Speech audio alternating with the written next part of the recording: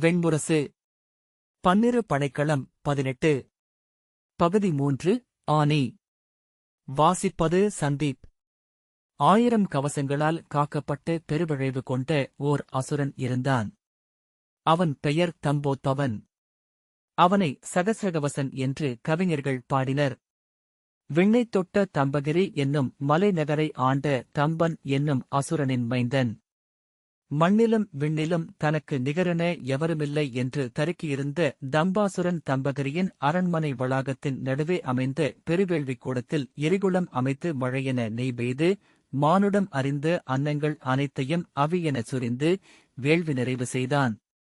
1008 மாவேதிகர் ஆற்ற 108 நாள் நீண்டமைந்த அவ்வேள்வியில் 8 திசைக்காவலர்களையும் 7 ஆளுலக தெய்வங்களையும் 7 விண்ணுலக தேவர்களையும் மகிழ்வித்தனர். அணுக முடியா பேராற்றல் கொண்ட தெய்வம் எதுவோ அது இங்கு எழுக என்றான் தம்பன்.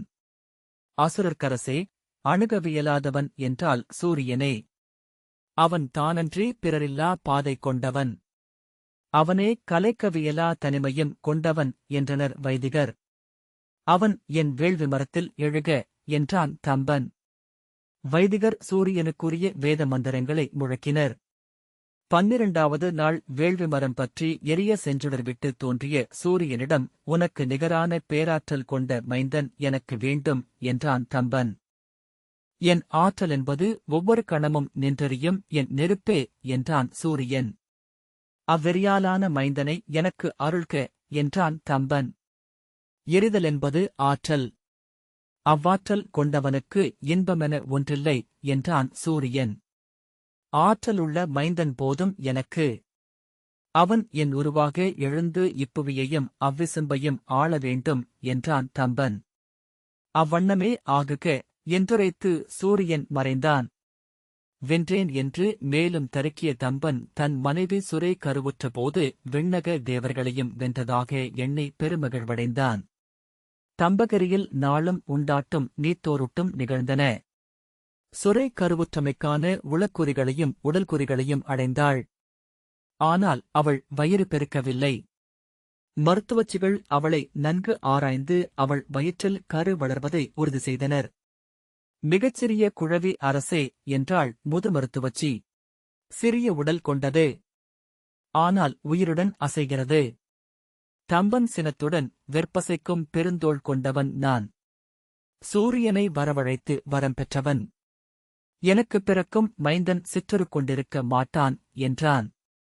ஆனால் என்று அவர்கள் சொல்லத் தொடங்க விண் முட்டும் பேரிடலன் அவன். நான் அறிவேன் என்றான் தம்பன். அது உங்கள் ஆணவம் அரசே என்றார் முதுநிமித்திகர் கும்பர். ஆம், என் ஆணவம் என் குலமளவுக்கே பெரியது. என் தவம் போல் விண்முட்டுவது என்றான் தம்பன். கருமுதிர்ந்தபடியே இருந்தாலும் அரசியின் இடை பெருக்கவில்லை. 12 மாதம் அவள் வயிறு சுமந்தாள். ஆனி மாதம் இணையருக்குரிய நன்னாளில் முதற்கதிர் எழும்பொழுதில் ஒரு மைந்தனைப் பெற்றாள். கருவறைக்குள் பேற்றின் அரைமயக்கில் கிடந்த சுரை இன்னும் எத்தனை நேரம்?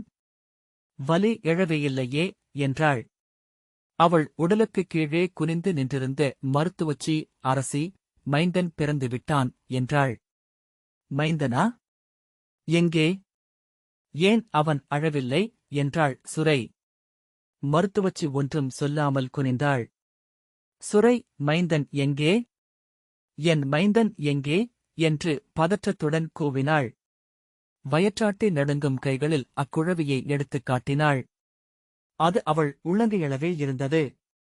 அவள் சுட்டு விரலைவிட சிறிய கைகளை நெஞ்சோடு சேர்த்து விதைக்குள் அமைந்த முளை போல சுருண்டிருந்தது. சுரை ஒரு கணம் குளிர்ந்து உறைந்தபின் உடல் துடிக்க எழுந்து வயற்றாட்டியின் கையை தன் காலால் தட்டினாள். கீழே விழுந்த குழவி மெல்ல முனகி உடலை நெளித்தது. புழு? இது அசுரனல்ல, புழு என்று அவள் கை நீட்டி கூச்சலிட்டாள்.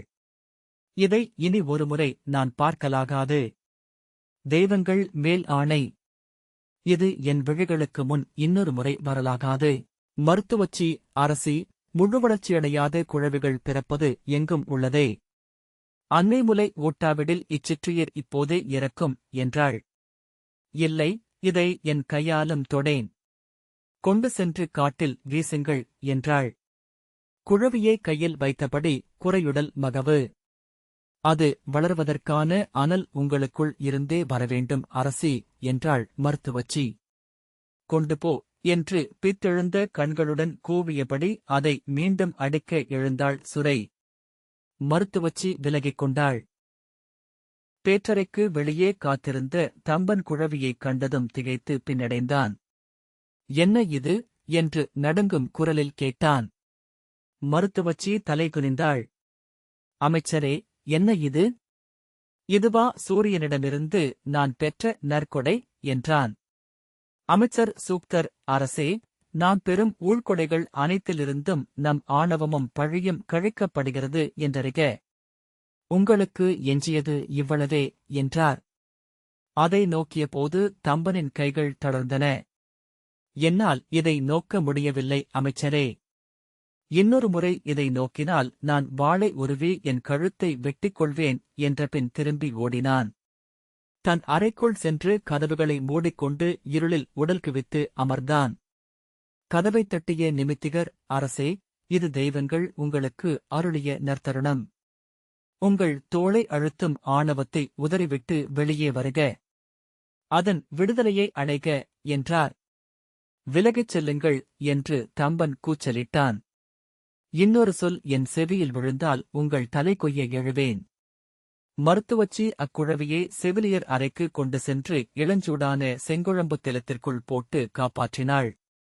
மூத்த அரசு மருத்துவர் காஞ்சனர் அதன் உதடுகளை சுட்டு விரலால் மெல்லத் தொட்டபோது அது சிறகு முளைக்காத குஞ்சு போல் வாய் நீட்டி எழுந்தது. உள்ளே அனல் உள்ளது. மூண்டெழுவதற்கான உயிரின் விசை அது. இது இறக்காது என்றார். அதற்கு முலையூட்ட செவிலியர் அமர்த்தப்பட்டனர். அக்குழவியின் பெரும்பசி அவர்களை திகைக்கச் செய்தது. அட்டை என்று அவர்கள் அதை அழைத்தனர். சற்று சிந்தை மாறி அமர்ந்திருந்தால் குருதியையே உறிஞ்சிவிடும் என்றாள் முலைச்செவிலி. முதல் நாள் முலையூட்டிய அன்னை மறுநாள் போதாமலானாள். ஒவ்வொரு நாளும் முலையூட்டும் அன்னையர் பெருகி வந்தனர். விழித்திருக்கும் நேரமெல்லாம் அதற்கு எவரோ முலையூட்டிக் கொண்டே இருந்தனர். அதை தந்தை பேணவில்லை. அன்னை அது உயிர் வாழ்வதையே அறியவில்லை.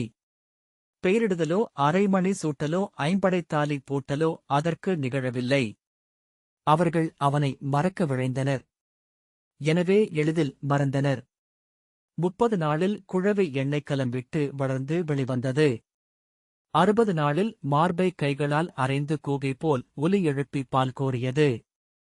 முலைப்பால் போதாமல் அதற்கு பசும்பால் ஊட்டினர். பின்னர் யானைப்பால் ஊட்டப்பட்டது. 6 மாதத்திலேயே ஊனுண்ணத் தொடங்கியது. 1 வயதில் எழுந்து வெளியே சென்று கற்களைக் கொண்டு ஏவலரையும் விலங்குகளையும் தாக்கியது. அருகே செல்பவர்களை கூரிய பற்களால் கடித்தது. அதன் குரல் சிம்மக்குரலையின் உருமல் போலிருந்தது. 2 வயதில் மரங்களில் ஏறி சிற்றுயிர்களை தானாகவே வேட்டையாடி உண்டது. 8 வயதில் அவன் அரண்மனையில் இருப்பதே அரிதாயிற்று.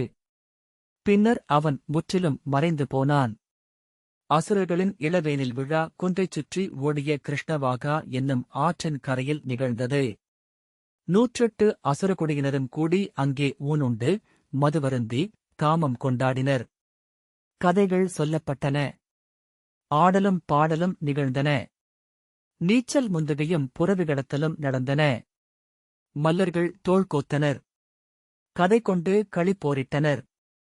அசுரகுடிகளில் தம்பன் பெரும் தோள்வலன் என்று அறியப்பட்டான். மேலாடை நீக்கி தோலாடை இடை சுற்றி அவன் கைகளை விரித்து நின்றிருக்கையில் தனித்து பொருத அசுரர்களில் எவரும் துணிவதில்லை. ஒரே நேரத்தில் எண்மரை எதிர்கொள்ள அவனால் முடியும் என்பது அனைவரும் அறிந்திருந்தது. அந்த இளவேனில் விழவில் 12 பெருமல்லர்களை அவன் தன்னுடன் பொருத அறை கூவினான். அவர்கள் தோள் தட்டி தொடையறைந்து போர்க்கூச்சலுடன் அவனுக்கு எதிர்கொடுத்தனர். தசைகளோடு தசைகள் முயங்கி மூச்சுக்கள் இறுகி நரம்புவேர் பின்னல்கள் புடைக்க அவர்கள் பொருதினர். உச்சகணத்தில் தம்பன் அவர்களை தூக்கி வீசினான். 3 விழுந்து கழுத்துடைந்து இறந்தனர். 4 கைகள் முறிந்தன. 2 முதுகெலும்பு ஒடிய அலறி மண்ணுடன் சேர்ந்தனர். கால்கள் ஒடிந்த பிறர் உருண்டு எழுந்து விலகி ஓடினர். தன்னைச் சூழ்ந்து துடித்துக் கிடந்த உடல்கள் நடுவே கைதூக்கி நின்று பேரிடல் தசைகள் அதிர தம்பன் பிளிரினான். அவனுக்கு எதிர் நிற்க எவரும் இருக்கவில்லை. அசுரகுடியினர் நூற்றன்மரின் தலைவன் அவனே என்பது உறுதியாகியது. எவருமுண்டா? இனி எவரேனும் உண்டா? என்று அவன் அறைகூவியபடி ஆடைக்குவை நோக்கி சென்றபோது காட்டு விலங்கின் உளையுடன் அவனைவிட பேரிடல் கொண்ட இளைஞன் ஒருவன் களத்திற்குள் நுழைந்தான். அவனை எவரும் அடையாளம் காணவில்லை. யார் நீ? என்று தம்பன் கேட்டான். நான் அசுரன், அதை என்னை பார்த்தாலே உணர முடியும். பிறிது எதற்கு? என்றான் தம்போத்தவன். உன்னை இக்களத்திலேயே கொன்று அசுரகுடியின் அரசனாகும் பொருட்டு வந்துள்ளேன். பெரும்சினம் கொண்ட தம்பன் தன் தோள்களைத் தட்டி வெடிப்புலி எழுப்பியபடி பிளிரினான். வா, வா என்று அழைத்தான். இரு உடல்களும் ஒன்றை ஒன்று சுற்றி வந்தன. தசைகள் தசைகளை நோக்கின. பின் ஒரு பெருங்கணத்தில் இரு உடல்களும் மோதி அதிர்ந்தன. துடித்தும் துள்ளியும் உறைந்தும் உருமியும் மூச்சொலித்தும் பிணைந்து போரிட்டன. தம்பனின் கைகளை விலக்கி வளைத்து அவனை தூக்கி மண்ணில் அறைந்த தம்போத்பவன் அவன் நெஞ்சில் ஓங்கி உதைத்து விலாவிளிம்புகளை உடைத்தான். நெஞ்சக்குலை சிதைந்து வாயிலும் மூக்கிலும் குருதிக்கு மொழிகள் வெடித்து எழ உடல் உதறி தம்பன் உயிர் துறந்தான். இருகைகளையும் தூக்கி பிளிரி நின்ற தம்போத்பவனைக் கண்ட தம்பன் இறுதிக் கணத்தில் அவன் யாரென்று அறிந்தான். சூழ்ந்து நின்றிருந்த அசுரகுடியினர் கைகளைத் தூக்கி உவகைக் குரல் எழுப்பி நடமிட்டனர். அவன்மேல் அரிசியும் மலரும் தூவி வாழ்த்துலி எழுப்பினர். அவர்களின் நடுவே பீடத்தில் முடிசூடி அமர்ந்திருந்த சுரை நினைவிழந்து விழுந்தாள். மகளிர் மாளிகையில் விழித்தெழுந்ததும் என் மகன், என் மகன் அவன், அவனைக் காண விழைகிறேன் என்று கண்ணீர் விட்டு கதறினாள். ஆனால் தம்போத்பவன் அவளைப் பார்க்க மறுத்துவிட்டான். அவன் ஆணைப்படி சுரை மறுநாளே கூண்டு வண்டியில் கிருஷ்ணவாகாவின் தோற்றுவாயிலிருந்த தப்தம் என்னும் சோலைக்கு அனுப்பப்பட்டாள். அங்கேயே அவள் வாழ்ந்து மறைய வேண்டும் என்று ஆணையிட்டான் அவள் மைந்தன்.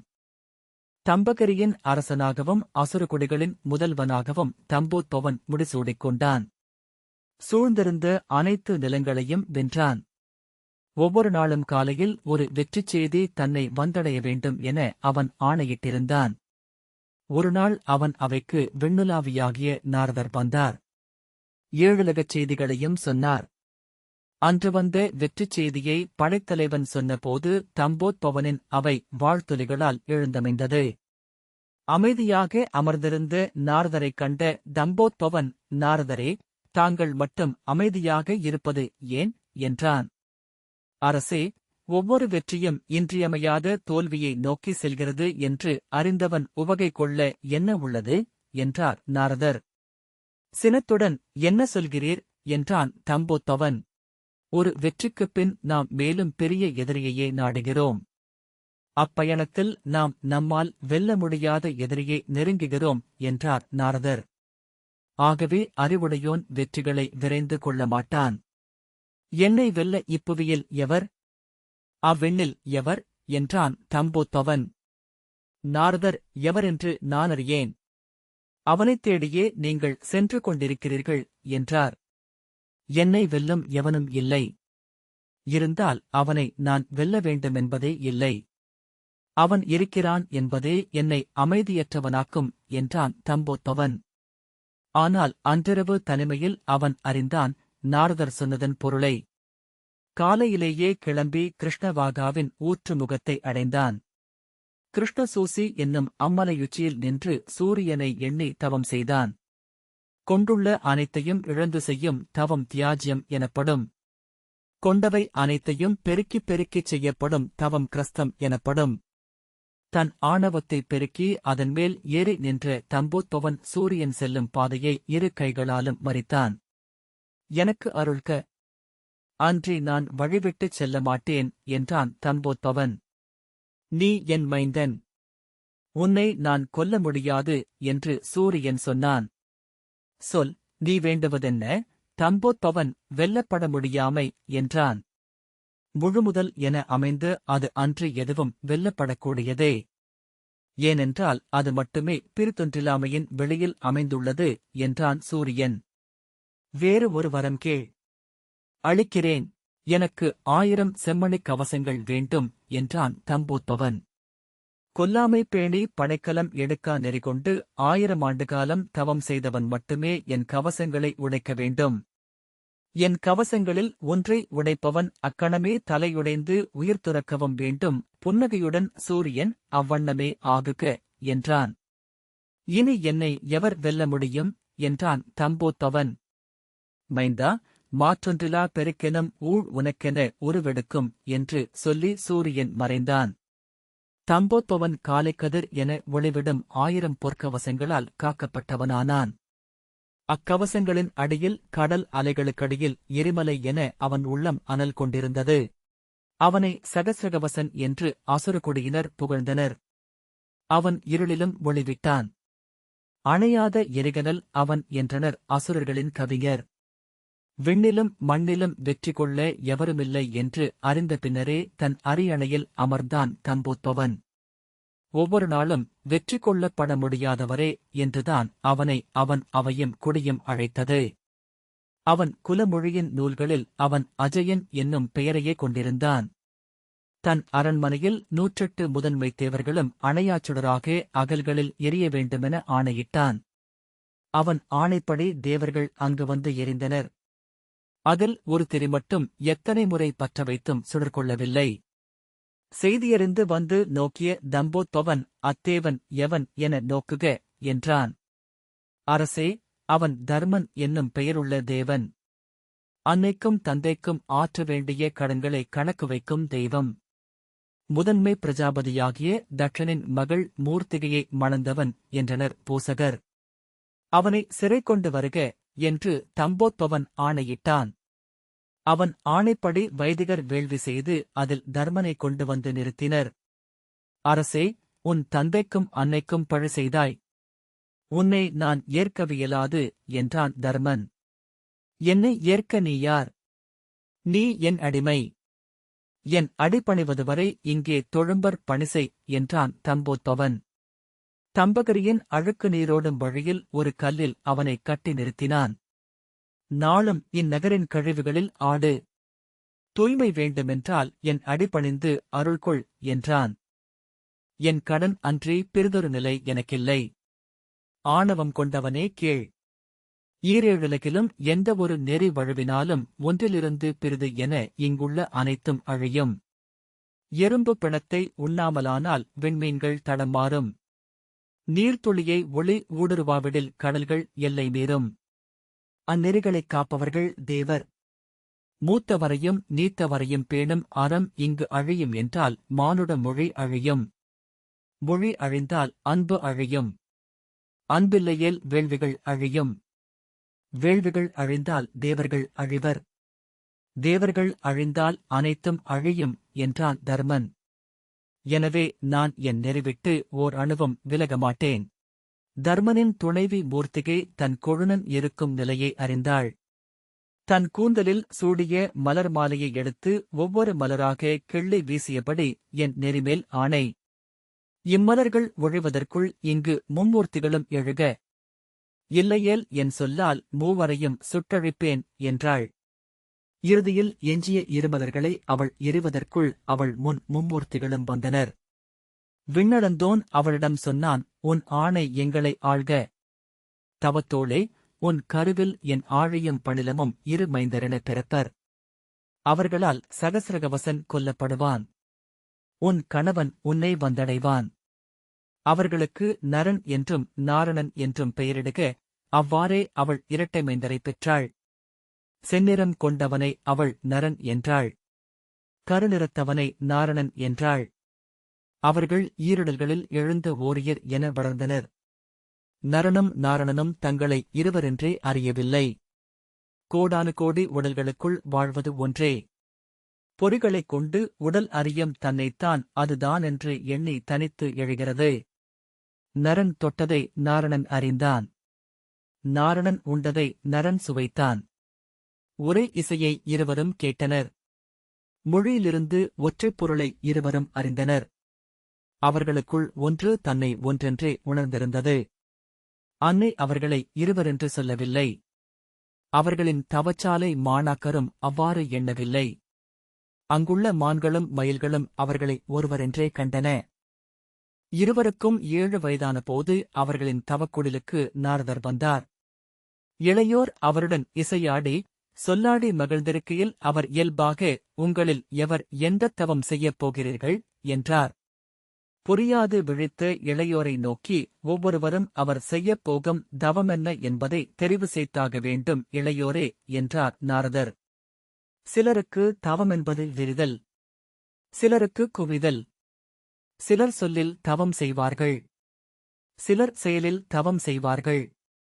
வென்றும் இழந்தும் சென்றும் அமர்ந்தும் இணைந்தும் தனித்தும் தவங்கள் செய்யப்படுகின்றன. பாதைகள் பல, ஏதுவதுதான் ஒன்று. நாங்கள் ஒற்றைத் தவத்தை தெரிவு செய்கிறோம் என்றனர் சிறுவர். ஏனென்றால் நாங்கள் ஒருவரே.